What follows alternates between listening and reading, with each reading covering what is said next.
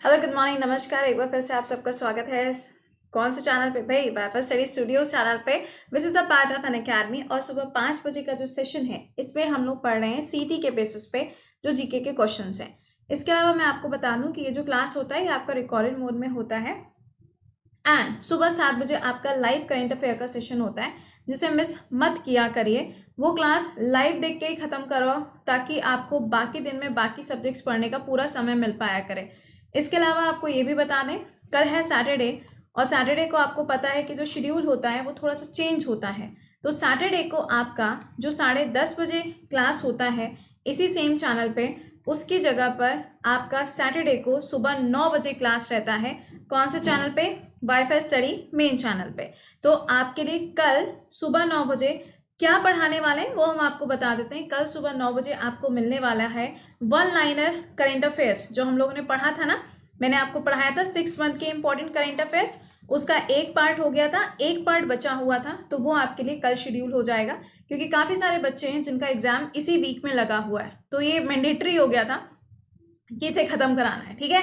तो फिर ये क्लास आपका रहेगा कल सुबह 9 बजे। लेकिन कल सुबह 9 बजे का मतलब ये नहीं है कि सुबह 7 बजे का क्लास नहीं होगा, ठीक है। इसमें कोई चेंजेस नहीं है। 7 बजे का क्लास हमेशा होता है, एज इट इज़ रहेगा, उसमें कोई भी चेंजेस नहीं होने जा रहे हैं। चलिए, अच्छा, एक बार से लिंक को कॉपी करके इसको शेयर कर देना और जितने सवाल हम आपसे पूछते हैं कमेंट सेक्शन में ज़रूर से लिखा करिए। बिल्कुल मत सोचा करो कि मैम नहीं रीड करते हैं, क्योंकि मैं एक एक स्टेटमेंट, एक एक कमेंट देख लेती हूँ। भले ही चलते फिरते कभी भी जल्दी में कैसे भी देखें, बट देख जरूर लेते हैं, ठीक है। चलिए, अच्छा, पहला क्वेश्चन सवाल में पूछा जा रहा है कि जो बुद्धिस्ट काउंसिल हुई थी was Buddhist split up to Hinayana and Mahayana. देखिए, जब हम बौद्ध धर्म की बात करते हैं तो इसके आपको दो सेक्ट देखने को मिलते हैं, एक होता है हीनयान, एक होता है महायान।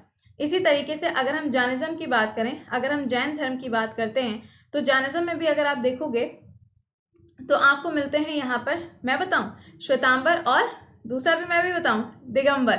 आप लोगों ने पढ़ा होगा अपने हिस्ट्री के सेक्शन में। तो अब पहला सवाल तो मेरा ये है कि इन दोनों में अलग अलग जो सेक्ट डिवाइड हुए हैं ये कौन सी वाली बुद्धिस्ट काउंसिल में हुए थे।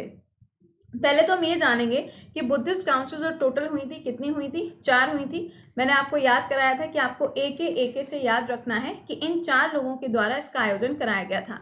सबसे पहला नाम क्या हो जाएगा यहाँ पे? अजात शत्रु का, दूसरा होगा कालाशोक, तीसरा होगा अशोक और चौथा क्या हो जाएगा? कनिष्क, ठीक है। ये सीक्वेंस याद रखना। अब पूछा जा रहा है कौन सी वाली काउंसिल, तो आंसर हो जाएगा 4। अब सपोज करो कि 4 की जगह पे आपको कनिष्क, अशोक ये सारे ऑप्शन में, तो आंसर क्या हो जाएगा?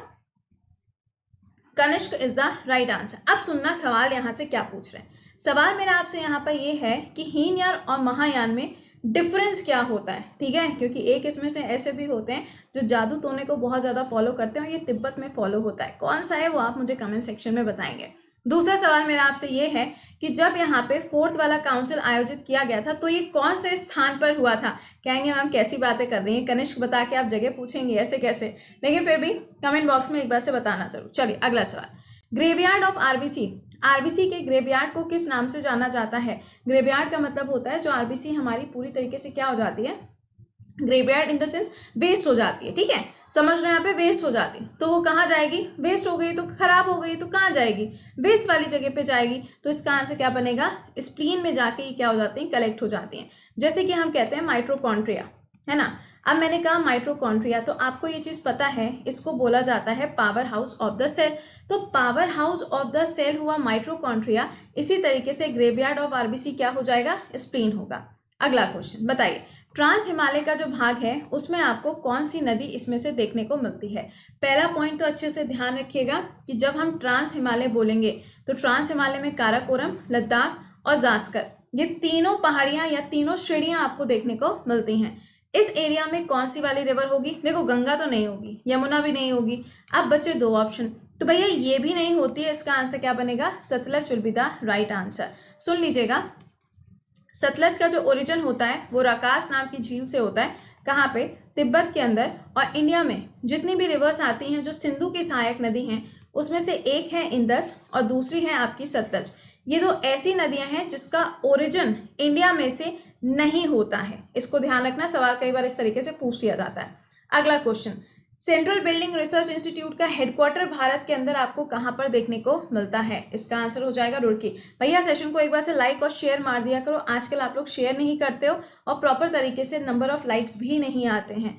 अब आप वही वाली बात हो गई, जब किसी वीडियो के ऊपर रिस्पॉन्स अच्छा नहीं मिलता है फिर लास्ट में आप भी जानते हैं फिर वो क्या होता है, क्योंकि मेरे ऊपर भी तो फिर प्रेशर आ जाता है, भैया मेरे से भी तो पूछा जाता है कि काय को नहीं हो रहा है भाई, ये क्यों नहीं चल रहा है, तो फिर मेरे को भी आंसर करना पड़ेगा। ठीक है, चलिए इसका आंसर क्या बनेगा? Roorkee is the right answer. अच्छा आप सुनिएगा, अगर आपसे पूछा जाता है ड्रग सेंटर कहाँ पर है तो इसका आंसर क्या करोगे? लखनऊ के अंदर है। ठीक है, दूसरा अगर मैं आपसे पूछूं इंटरनेशनल लेवल पर, थोड़ा ध्यान देना, इंटरनेशनल लेवल पर राइस के लिए रिसर्च इंस्टीट्यूट कहाँ पे बना हुआ है? कमेंट सेक्शन में आंसर करिएगा। अगला क्वेश्चन बताइए, बागुम्बा ये जो डांस फॉर्म है ये कौन से स्टेट में परफॉर्म किया जाता है? बहुत ही इजी है, जहाँ पे ये परफॉर्म किया जाता है वहीं का बिहू है और वहीं का कौन सा डांस फॉर्म है? सतरिया डांस फॉर्म भी है। ये स्टेट कौन सा हो जाएगा? आसाम रहेगा। अगला सवाल है, central institute of mining and fuel, यानी कि यहाँ पर केंद्र सरकार के द्वारा अगर देखा जाए तो काफ़ी सारी ऐसी मिनिस्ट्रीज हैं जिसको वो रेगुलेट करता है ना, तो सेंट्रल लेवल पर देखा जाए तो माइनिंग यानी कि खनन के लिए, जिसको हम कहते हैं ना कि मिनरल्स हैं, खनिज हैं, उसकी माइनिंग के लिए और उसके फ्यूल के रिसर्च के लिए एक अनुसंधान केंद्र बना है। आपको बताना है कि वो कहाँ पर स्थापित है। आंसर बनेगा धनबाद। देखो धनबाद इज अ प्लेस जहाँ पे आपको बहुत सारी माइंस वगैरह भी मिलती है ना। जो छोटा नागपुर का पठार है उसे बोला जाता है रू ऑफ इंडिया, यानी कि भारत के रू के नाम से जाना जाता है।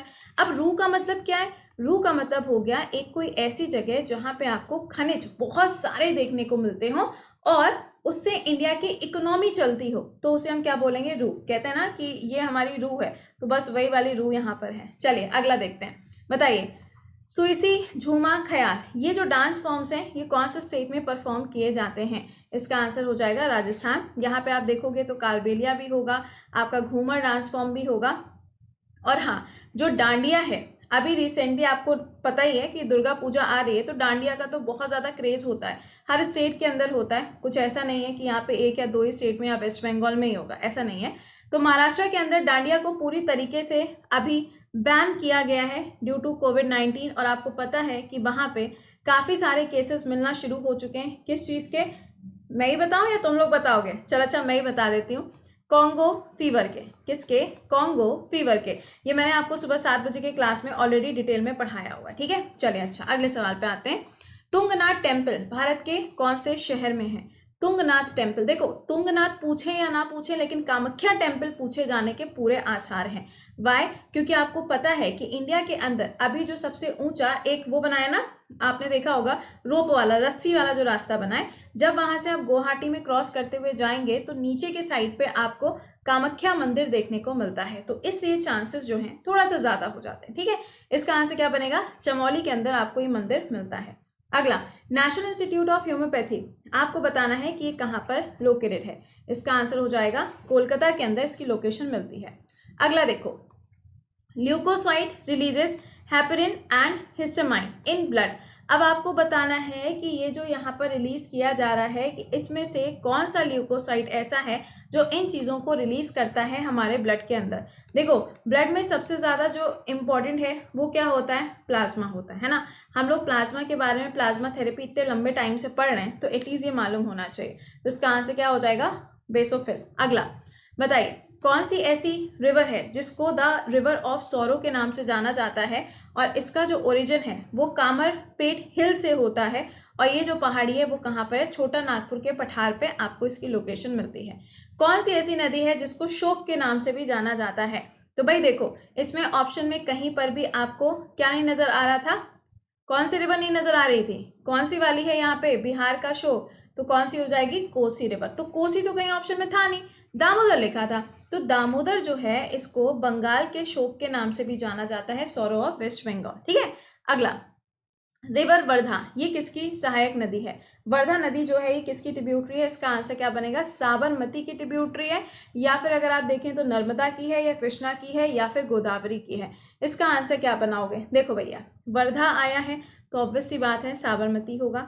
गोदावरी में अगर पूछा जाता तो पेन गंगा, वेन गंगा, ये सारी इसकी सहायक नदियां होती। कृष्णा में अगर पूछा जाता तो जैसे कि भीमा रिवर हो गई है ना, तुंगभद्रा रिवर हो गई, ये रहेंगी। और नर्मदा तो आपको पता ही है, इसके डायरेक्शन के ऊपर हमेशा सवाल आता है। इसका डायरेक्शन क्या हो जाएगा, ईस्ट टू वेस्ट, यानी कि पूरब से पश्चिम की ओर ये जाती है। अगला, therm is the unit of. देखो, जब ब्रिटिशर्स की हम बात करते हैं तो उनके टाइम पे ये यूनिट यूज होती थी। आपके लिए तीसरा होमवर्क ये है कि आप मुझे कमेंट सेक्शन में इसके बारे में 3 लाइनें लिख के बताओगे। सिर्फ 3 ही लाइनें लिखना, पता चला गूगल करके सारा छाप डालो, ऐसा नहीं करना। सिर्फ 3 इंपॉर्टेंट पॉइंट्स लिख के बताइएगा, ठीक है। आपको बताना है कि पहले के टाइम में किस चीज की क्या थी, इकाई थी, यूनिट थी। आंसर विल बी हीट, ठीक है। अगला देखो, इंडियन हॉकी टीम के द्वारा ये सुल्तान अजलन शाह कब जीता गया, आपको बताना है कौन से ईयर में। तो पहले तो ये ध्यान रखना है कि कौन से खेल के साथ में जुड़ा हुआ है, हॉकी के साथ में जुड़ा है, और इंडिया ने इसको कब जीता था, 1985 में ये जीता था। नेक्स्ट होता है यहाँ पर कुछ नदियां दी, बहुत ही छोटी छोटी सी रिवर्स हैं, जैसे कि द्राई है, माथुन है, तलोन है, एमी है। आपको बताना है कि जो सारी की सारी ट्रिब्यूटरीज नजर आ रही हैं, ये कौन सी नदी की सहायक नदियां हैं। आंसर बनेगा दिबांग। और ये रिवर कहाँ मिलेगी, अरुणाचल प्रदेश के अंदर आपको ये नदी देखने को मिलती है। अगला क्वेश्चन क्या है, वेस्ट फ्लोइंग रिवर कौन सी है, इसमें से कौन सी ऐसी नदी है जो किधर की तरफ जाती है, पश्चिम की तरफ जाती है। तो भैया देखो, ये वाली किधर जाएगी, आपको पता है ये गंगा में आके मिलती है ना। ये भी आपको पता है कि किधर की तरफ जाती है, ये बंगाल की खाड़ी की तरफ जाती है। ये भी आप जानते हो ये कहाँ जाएगी, ये इधर आती है अरब सागर की तरफ, यानी कि इसका डायरेक्शन क्या हो गया, ईस्ट टू वेस्ट हो गया। तो इसका आंसर क्या बनेगा, Sabarmati is the right answer. मैंने आपको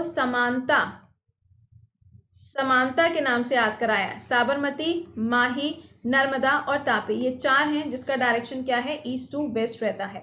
नेक्स्ट देखिए, कौन सा ऐसा ब्लड सेल है जो यहाँ पे एंटीबॉडीज को सिक्रीट करता है। भाई देखो, एक चीज और कहना चाहेंगे, काफी सारे बच्चों के पेपर आ रहे हैं, तो सैटरडे को जो हम सुबह 9 बजे क्लास लेने जा रहे हैं तो उसको तो मिस मत करना, बिल्कुल ही मिस मत करना। डेली बेसिस पे मंडे टू थर्सडे हम ऑलरेडी डिटेल में सारा करंट अफेयर्स पुराना वाला पढ़ा रहे हैं। मई तक का पूरा हो चुका है, जून में हम लोग चल रहे हैं, जून भी खत्म होने की कगार पे, बचा जुलाई, अगस्त और सितंबर। ये 3 महीने का और बचा है, मतलब कि मान के चलो 4-5 दिन और जब तक आपका पेपर आएगा तब तक आप 1 लाइनर के साथ भी तैयार हो जाओगे और आप डिटेल डिस्क्रिप्शन के लिए भी तैयार हो जाओगे इन योर करंट अफेयर्स। ये वाला जो क्लास चल रहा है डिटेल वाला, ये आपका अनअकैडमी पे दोपहर में 2 बजे होता है, फ्री सेशन है, इसको मिस मत किया करिए। और जो 1 लाइनर वाला है ये सैटरडे को सुबह 9 बजे रहेगा यूट्यूब के ऊपर। पार्ट नंबर 2 है, पार्ट नंबर 1 ऑलरेडी हम इस चैनल पे करा चुके हैं 2 हफ्ते पहले, तो आप उसको देख भी सकते हो, ठीक है। इसका आंसर क्या हो जाएगा, lymphocyte is the right answer. अगला देखो, वानखेड़े स्टेडियम कहाँ पर है। अरे यार, मतलब सचिन तेंदुलकर का नाम आया, वानखेड़े स्टेडियम ना पता हो, ऐसे कैसे हो सकता है। तो मुंबई के अंदर आपको स्टेडियम मिलता है। अगला देखिए, सीके नायडू ट्रॉफी, ये कौन से खेल से जुड़ी हुई है, आंसर विल बी क्रिकेट। इसी के तरीके से अगर आप देखो तो जैसे कि आपकी ये वाली ट्रॉफी हो जाती है, क्या नाम है, सुल्तान जोहर कप, तो ये हॉकी हो जाएगा, है ना। इसके अलावा अगर अभी आप देखेंगे तो जो सौराष्ट्र टीम है उसने जीती थी, रणजी ट्रॉफी हो गई, या इसके अलावा अगर बहुत सारी ट्रॉफी हैं जैसे कि विजय हजारे ट्रॉफी हो गई, तो ये क्रिकेट में। तो थोड़ा सा याद रखना कौन सी ट्रॉफी कौन सी चीज़ के साथ में जुड़ी हुई है, ठीक है। चलो अच्छा, आगे देखते हैं। Vitamin essentials for the blood clotting, यानी कि अगर ब्लड को क्लॉट करना होता है, ऐसे कट लग गया, आप उसको क्लॉटिंग की जरूरत है ना, तो जब ब्लड को क्लॉट करना है तो कौन सा वाला विटामिन चाहिए होता है, इजी वन। इसका आंसर क्या बनेगा, विटामिन के।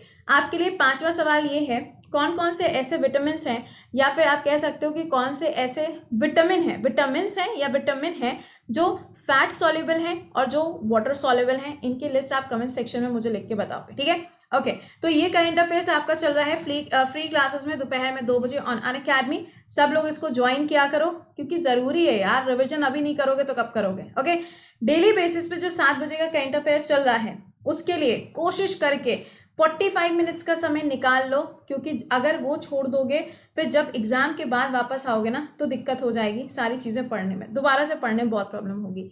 अगर आप में से कोई बच्चा ऐसा है जो जीएस के लिए किसी बैच को ज्वाइन करना चाहता है, तो साइंस का फाउंडेशन बैच बिल्कुल बेसिक से एडवांस अभी पढ़ाना शुरू किया है, थ्योरी बैच है। साइंस खत्म होते ही हम लोग हिस्ट्री पढ़ेंगे, फिर ज्योग्राफी पढ़ेंगे, फिर पॉलिटी पढ़ेंगे, फिर इकोनॉमिक्स पढ़ेंगे। तो पूरा का पूरा कंप्लीट जीएस आपको मिलेगा, जिसमें आप मैथ्स, इंग्लिश और रीजनिंग के भी क्लासेस देख पाओगे। इसका अमाउंट कितना है, 5400 साल भर की फ़ी है। चाहे एसएससी वाले बच्चे हो, रेलवे वाले बच्चे इस बैच को 3 महीने के लिए अवेल कर सकते हैं। एनडीए और सीडीएस वाले जो बच्चे हैं जो 2021 के लिए प्रिपेयर कर रहे हैं, अभी से ज्वाइन कर लो ताकि पूरी तरीके से प्रिपेयर होके एग्जाम में जाओ। यूपीएससी बैच आपका लॉन्च होने जा रहा है, 12 तारीख से शुरू हो जाएगा, 12 अक्टूबर से स्टार्ट होगा। तो अभी 4 तारीख को सब लोग पेपर दे लो, फिर 11 तारीख को भी पेपर दे लो। फिर अगर आपको लगता है कि हाँ आई नीड दिस बैच तो आप स्विच कर सकते हैं इस बैच में, ठीक है। कोड क्या रहेगा? कृति 10 विल बी द कोड। चलिए अच्छा, तो मिलते हैं 7 बजे के सेशन में। टिल देन खुश रहिए, मुस्कुराते रहिए। सेशन को एक बार से लाइक और शेयर जरूर मार दीजिएगा। मिलते हैं 7 बजे। Till then bye bye and take care.